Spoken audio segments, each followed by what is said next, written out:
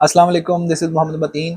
अगर आप भी ये जानना चाहते हैं कि इस क्या वाक़ई पाकिस्तान में पीटीए ने तमाम मोबाइल के ऊपर टैक्सेस ख़त्म कर दिए हैं और अब हर कोई अपनी मर्ज़ी से जब चाहे मोबाइल में सिम इंसर्ट करके मोबाइल यूज़ कर सकता है और बगैर टैक्स पे किए, तो ये वीडियो आपके लिए है और मैं इस वीडियो को 4 हिस्सों में तक़सीम करूँगा। सबसे पहले मैं आपको बताऊँगा कि इस वक़्त ख़बर क्या चल रही है, जिसकी वज़ह से हर कोई दूसरे बंदे को खुशखबरियाँ सुना रहा है।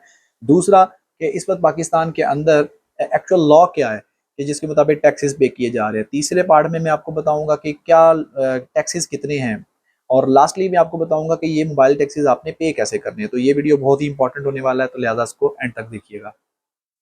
तो सबसे पहले बात करते हैं कि आखिर क्या वजह है कि जो खुशखबरी का बायस बनी है। वो ये हुआ कुछ यूँ है कि पिछले तकरीबन 5-6 दिनों से पीटीए के नाम से मुनासबत से ये खबर मशहूर कर दी गई सोशल मीडिया पर और काफ़ी लोग यूट्यूब पे भी एक दूसरे को खुशखबरियाँ सुना रहे हैं, ख़ासतौर पर ओवरसीज़ पाकिस्तानियों को भी कोई टेंशन नहीं है जी, इस दफ़ा जब पाकिस्तान में आएँगे ना, चाहे 120 दिन हो या 2 महीने हो, 4 महीने हो, बस कोई टैक्स नहीं है, मज़े करो।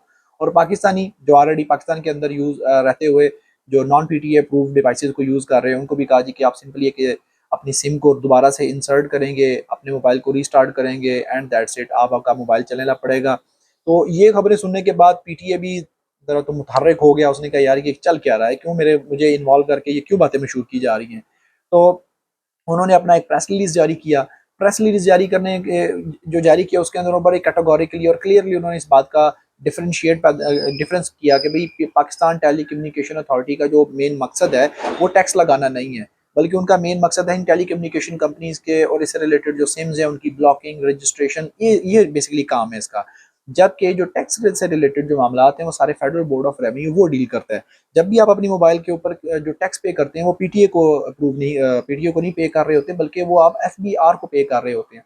तो उन्होंने दोनों इदारों के डिफरेंस बताया कि अगर आप हमारे से रिलेटेड ये बात मंसूब कर रहे हैं कि भी हमने टैक्स माफ़ कर दिए हैं, तो आप काइंडली जाके ज़रा फोकल पर्सन जो एफबीआर के हैं या उनकी जो वेबसाइट है वहाँ से जाके इस चीज़ को कंफर्म किया क्या वहाँ पर वाक़ई कोई एसआरओ या कोई स्पेसिफिक नोटिफिकेशन मौजूद है जिसमें ये लिखा हो कि ये टैक्सेस माफ़ कर दिए हैं। तो ये वो खबरें थी जिसकी वजह से काफ़ी कन्फ्यूजन पैदा हुई और कोई मसला नहीं है, जब भी पाकिस्तान में नया बजट पेश होने वाला होता है वफाकी गवर्नमेंट का, तो ऐसी खबरें मार्केट में ऐसी आ जाती हैं।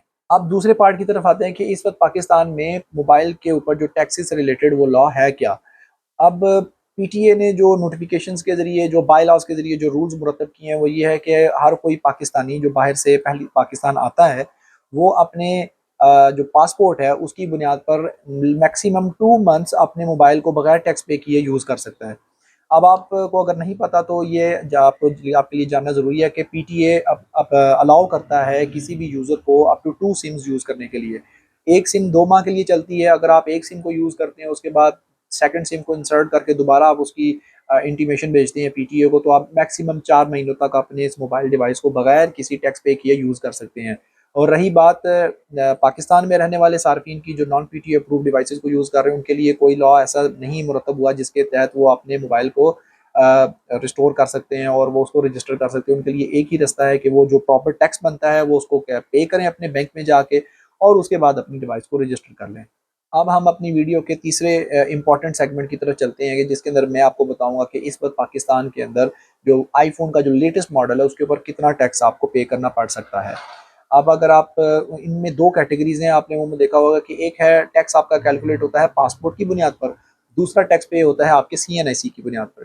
पासपोर्ट में ये है कि अगर आपकी रीसेंट ट्रैवल हिस्ट्री है और उस ट्रैवल हिस्ट्री की बुनियाद पर आप अपने पासपोर्ट की बुनियाद पर अपना जो मोबाइल है उसको रजिस्टर्ड करवा सकते हैं।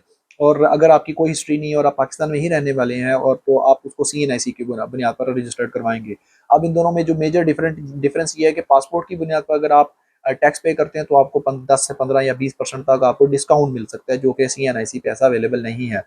अब हम चलते हैं सबसे पहले इस वक्त पाकिस्तान में चूंकि आईफोन 15 एक जो लेटेस्ट मॉडल है वो आप लोग यूज़ कर रहे हैं, तो उसका जो स्टैंडर्ड जो वर्जन है, जो पहला जिसका मॉडल है जिसको हम आईफोन 15 सिंपल कहते हैं, उसके ऊपर अगर आप पासपोर्ट के जरिए टैक्स पे करेंगे तो वो आपको पड़ेगा 1,07,325 रुपये का। इसी तरीके से अगर आप सीएनआईसी के तहत ये टैक्स पे करते हैं इसी मॉडल पे, तो वो आपको पड़ेगा 1,30,708 रुपये का।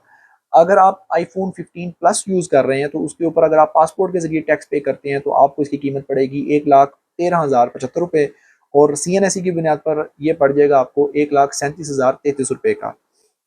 आपको 1,37,033 रुपये का।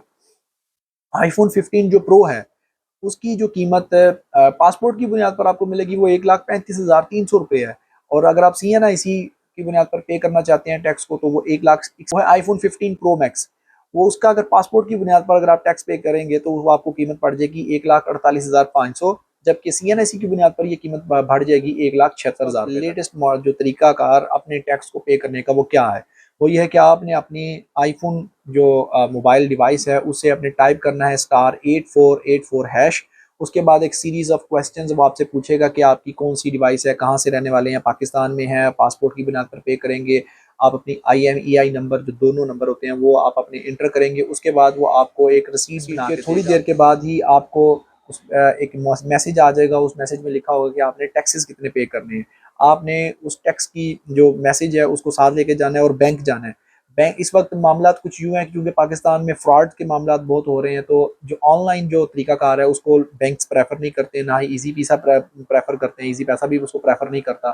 तो इसलिए आपने सबसे पहले इस रसीद मैसेज को लेके जाना है बैंक में अपने, और बैंक में वहाँ से जाके अपनी डिपॉजिट स्लिप के ऊपर अंदर आपने वो टैक्स की अमाउंट लिखनी है। साथ में नाम लिखना है कि हम किसको पे कर रहे हैं, FBR को पे कर रहे हैं, FBR को पे कर रहे हैं। FBR को पे करने के बाद साथ साथ आपने लिखना है कि उसका ID नंबर क्या, वो SSID आपको दी होगी, जो ट्रांजैक्शन ID है वो आपने लिखनी है, और ये आपने टैक्स पे कर देना है। इस टैक्स पे करने के बाद आपको कंफर्मेशन मैसेज आ जाएगा। कंफर्मेशन मैसेज के बाद आपकी डिवाइस एक्टिवेट हो जाएगी। ये है वो तरीका जो पाकिस्तान में चल रहा है इस वक्त भी, लेटेस्ट यही तरीका कार है।